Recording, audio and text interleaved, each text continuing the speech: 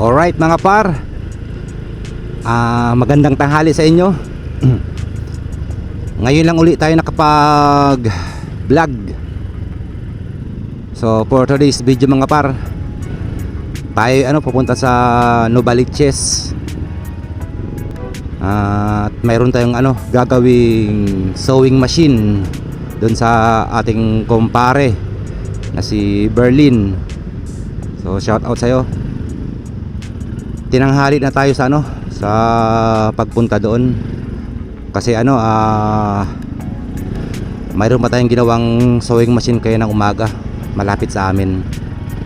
Ngayon lang uli natin nagamit tong si Black Thunder.